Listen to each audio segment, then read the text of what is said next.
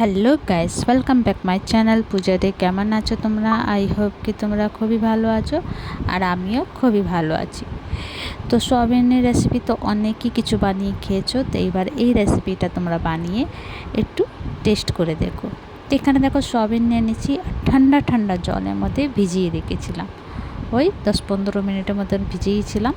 তারপরে এই যে জলটাকে বার করে চিপে সোয়াবিনটাকে আলাদা করে নেব একটা বাটির মধ্যে। এখানে আমি কুকার বসিয়ে দিলাম, আর সাইডে আমি কড়াই বসিয়ে দেবো। তো কড়াইটা গরম হয়ে গেছিলো, দিয়ে দেবো একটুখানি সরষের তেল।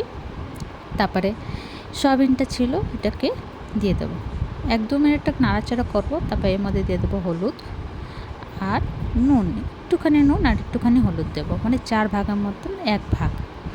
তো দিয়ে একটু নাড়াচাড়া করবো, লাল লাল করে ফ্রাই করবো সয়াবিনটাকে। আর এখানে কুকারটা গরম হয়ে গেছে, কুকারের মধ্যে দিয়ে দেবো সরষের তেল। সরষের তেলটা গরম হয়ে গেছে, আর এখানে সয়াবিনটা নাড়াচাড়া আমি করতে থাকবো, না তো পুড়ে যাবে। আর এখানে দিয়ে দেবো জিরে আর শুকনো লঙ্কা, তেজপাতা, আর একটা বড় সাইজের পেঁয়াজ কুচি কুচি কেটে নিয়েছিলাম, ওটাকে ফ্রাই করবো। ফোড়নটা পুড়ে গেলে তারপরে পেঁয়াজটা দেবো। তারপরে যে বড় সাইজের একটা টমাটোর নিয়েছিলাম, ওটাকে কেটে দিয়ে দেবো। তবে 2-3 মিনিট নাড়াচাড়া করবো।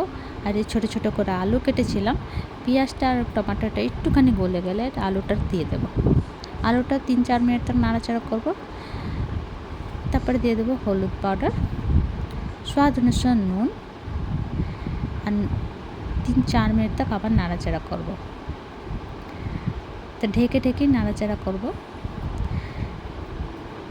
তারপরে ওই 3-4 মিনিট নাড়াচাড়া করে একটুখানি রসুন আদার পেস্ট দিয়ে দিলাম, আর আলাদা দিয়ে একটু রসুন কুচে দিয়েছিলাম।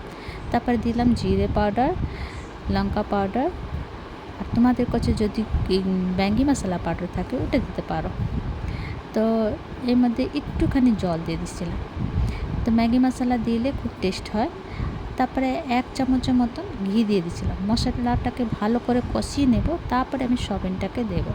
তা মশলা আমার ভালো করে কষিয়ে গেছিলো। তারপরে এই সয়াবিনটাকে আমি ঢেলে দিলাম। তারপর এখানে তোমরা গোবিন্দভোগ চাল একটু ধুয়ে রেখে নিও আগে দিয়ে। তো তোমাদের ঘরে যোন চাল অ্যাভেলেবেল আছে ওই চাল দিয়ে বানাতে পারো, বা গোবিন্দভোগ চাল দিয়ে বেশি টেস্টি লাগে। তারপরে এর মধ্যে দিয়ে দেবো একটু 2 মিনিট নাড়াচাড়া করে, তারপরে এই যে জল দিয়ে দেবো আর গরম মশলা দেবো। তারপরে আবার নাড়াচাড়া করে একটু সিটি লাগাই দেবো।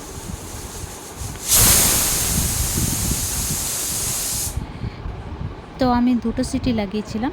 তো এই যে কমপ্লিট। তো এই যে এবার বার করে নিলাম। তো তোমাদেরকে আমার রেসিপিটা কেমন লাগলো? ভালো লাগলে প্লিজ লাইক, শেয়ার, কমেন্ট করো, সাবস্ক্রাইব করে নিও। আবার নতুন ভিডিওর সঙ্গে দেখা হবে। তো তোমরা সবাই ভালো থেকো, সুস্থ থেকো।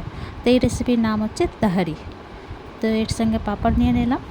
তো কমেন্ট করে জানিও ভিডিওটা কেমন লাগলো। তোমাদের এত সুন্দর সুন্দর কমেন্ট আসে, পড়ে খুবই ভালো লাগে। তো তোমরা এমনি আমার পাশে থেকো, সাথে থেকো। ভিডিওটি এখানে শেষ করছি। Bye bye, take care.